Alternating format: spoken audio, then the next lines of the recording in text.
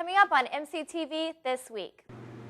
See how Monmouth College students are helping the community prepare for tax day and experience Spectrum's trip to Purdue for a conference discussing equality. This week starts now.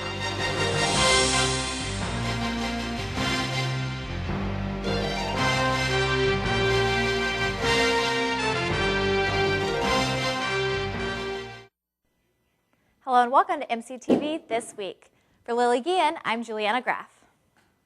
With tax day around the corner, Monmouth College students help take the last-minute stress out of tax returns. The IRS Volunteer Income Tax Assistance Program, or VITA, offers computerized federal and state tax preparation and e-filing at no cost to the taxpayer. Located in the Center for Science and Business, the first 2 weeks of VITA serves families with incomes $54,000 and under. After these 2 weeks, families with higher incomes are welcomed. Basically, we provide services to the community members to get their taxes done for free so they don't have to go pay professionals, and it's easier for them, or for us to do it. That way they don't have to try to figure out online taxes or the online tax programs because they're kind of tricky. They can be expensive. It's just a way for us to connect to the community. Community members from Monmouth and nearby towns as well return each year for their first-come, first-served tax service. Our daughter graduated from Monmouth College in 2007, and before that she told us that you had this program. We came once, thought it was a great way to do it, and so we've been coming back every year since. 9 years now, I guess.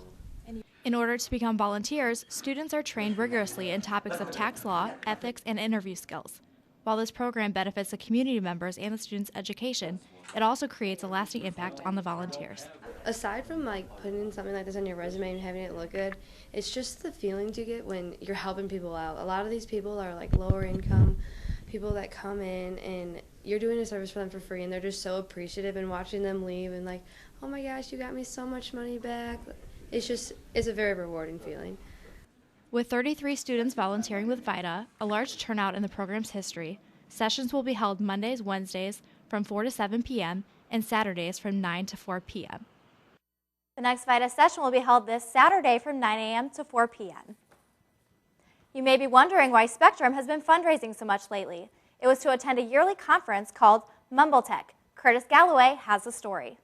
Members of Spectrum went to Purdue University this past weekend for the Midwest Lesbian, Bisexual, Gay, Transgender, and Ally College Conference. This conference takes place every year at various locations around the Midwest and brings thousands of college students from the surrounding states together. I mean, this conference is everything. We have been working on this for about a year and a half now, but the bid for the conference actually came in 3 years ago. So we really, really care about everybody here. I actually got to go to the last one last year, and I got to experience what it was like and what this means to the people that go. So when I saw that, I thought, I want to bring this to this school, especially in the Midwest. And it's beautiful to see people open up and feel safe in a safe environment, and then be able to communicate with each other. I'm really admiring their mission and cause.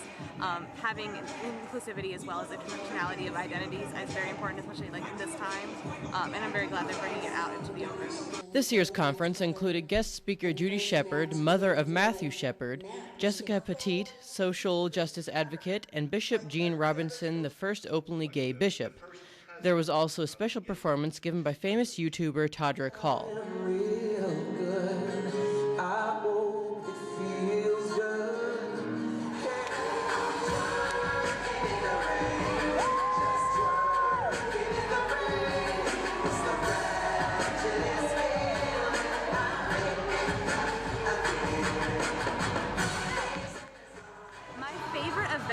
Rockstar, of course, but by all means, I would probably say Judy Shepard, and hearing the story from her son, seeing the person up front is very, very moving and very inspiring, especially for the cause of public policy.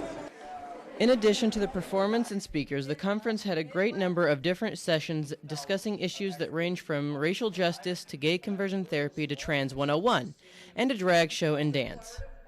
For MCTV, I'm Curtis Galloway. Spectrum hopes to go to next year's MumbleTech in Chicago. Anyone interested in attending should visit facebook.com/MonmouthSpectrum.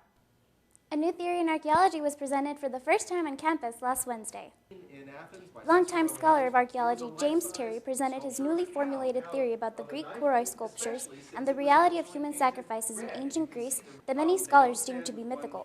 The Western Illinois Society of the Archaeology Institute of America co-sponsored this event. Actually came out of teaching the introductory art history course, and when you get to archaic Greece, this type of sculpture, the kouros, is one of the ones that you always teach. I've been dissatisfied about the explanations for what it actually represents, so that's why I've been thinking about other alternatives for its identification. More information about AIA can be found on their website, www.archaeological.org. Last Saturday, Mama saw a gospel explosion. Stories of strife for people of color, dancing, and even miming were presented during this concert. Performing along with Chicago gospel group Demetrius and Greater Anointing was MC's own colorful voices of praise.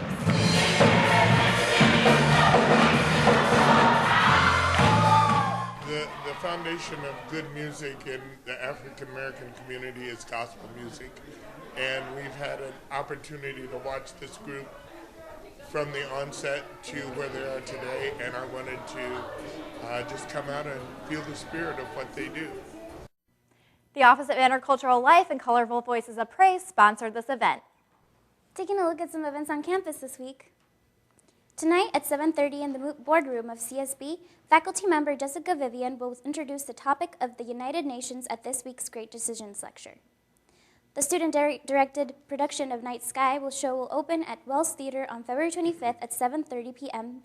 There will also be 7:30 p.m. performances on February 26th and 27th with a 2 p.m. show on February 28th. Tickets can be purchased online at www.monmouth.edu/box office. The cost is $7 for adults, $6 for seniors and students, and $5 for students and faculty with a Monmouth College ID. An introduction to practices to help individuals become more mindful and aware in daily life will be held on Thursday, February 25th at noon in the Highlander Room of Stockdale Center. Topics will include meditation, spirituality, stress, mental focus, and mind and body awareness. Coming up after the break, men's basketball played their final home game of the regular season.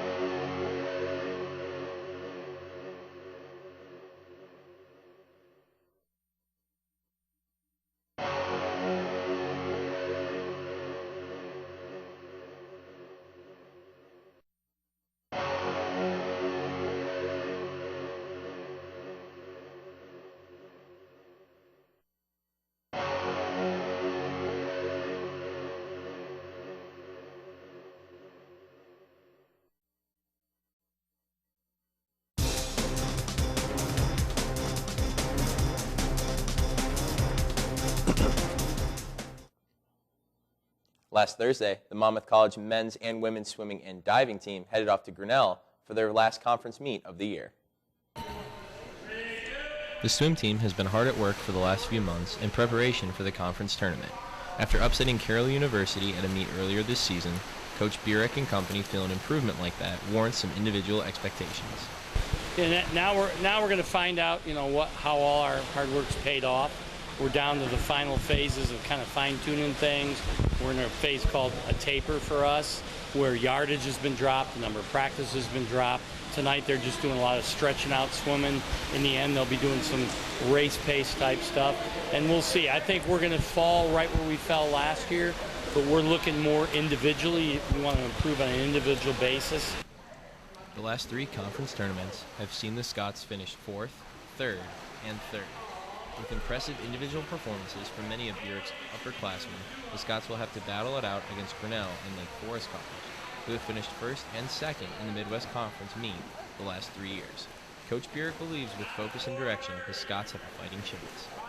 think we're clearly heading in the right direction in terms of all our distance swimmers right now are ahead of the game, ahead of where they were at, so we're going in real strong. I think we've got some upperclassmen very focused and know what they got to accomplish at the meet, and we're looking forward. After 3 rigorous days of Midwest Conference swim action, the Fighting Scots walked away from conference play with numerous top 8 finishes and many personal bests. Monmouth's highlight of the weekend came on Saturday when junior diver Allie Valance won the women's 1-meter diving competition to become the Fighting Scots' first diver to win a league crown since Egg Fairman took the men's title in 1936. Finishing 38 points ahead of everybody else in like a huge conference meet like that, and not even being a senior, like I still thought that was pretty awesome, and I was one of the only people that actually medaled for our team, and so that I thought was really cool. The Fighting Scots men's and women's swimming and diving team both left conference and finished in 6th place. Valance will travel to Granville, Ohio this weekend to compete in the regional competition. This past weekend, the men's Fighting Scots basketball team took on Lawrence University for their final home game of the season. Lawrence University was dialed in from distance all day, including this 3 from senior guard Jamie Nikitas, but the Scots were productive in the paint by this floater by senior forward Matt Jahola, and this reverse layup by Andrew Matheson, keeping the Scots on top through the first half. Monmouth started out the second half strong on this 3 by guard Will Jones, but the Vikings took back the lead late in the second half on these back-to-back 3s by Jeremy Stefani and Troy Miller, and we would not relinquish it. Lawrence defeated Monmouth by a final score of 96-89 in overtime. The Scots finished the season in 5th place in the Midwest Conference with a final record of 13-10. The women's basketball team faced Lawrence University this past Saturday to celebrate senior night as the women looked to send off their seniors with a victory. The Scots started off slow, missing their first 3 shots, but things were fired up when senior Katie Houston hit this 3-pointer. Both teams battled back and forth with great plays from Lawrence University's Andrea Wilkinson with this big play inside. Senior Emily Siefkin answered right back with a layup after a hard foul by Lawrence, which she turned into a 3-point play after making this free throw. After the first quarter, the Scots held a 2-point advantage, up 16-14, but in the second quarter, the Fighting Scots were hot from behind the arc with 3s from both senior Emily Watkins and sophomore Kelsey Walsberg. The women led at the half, 32-23. In the second half, the Fighting Scots never looked back, extending their lead to a game-high 15 points. The biggest story of the second half was sophomore Kelsey Walsberg breaking the most 3s in a single game, making 10, with the record being 8. Senior Katie Houston, after the game, talked about what winning her last game at Monmouth College meant to her. It means everything to me. My career at Monmouth College has been amazing, and finishing it out with a bang, I couldn't have asked for anything better. Monmouth took the win against Lawrence with a final score of 77-66. They finished with a record of 5-18, with 4 of those wins coming in conference play. That's it for sports. Here are the rest of the scores from this week.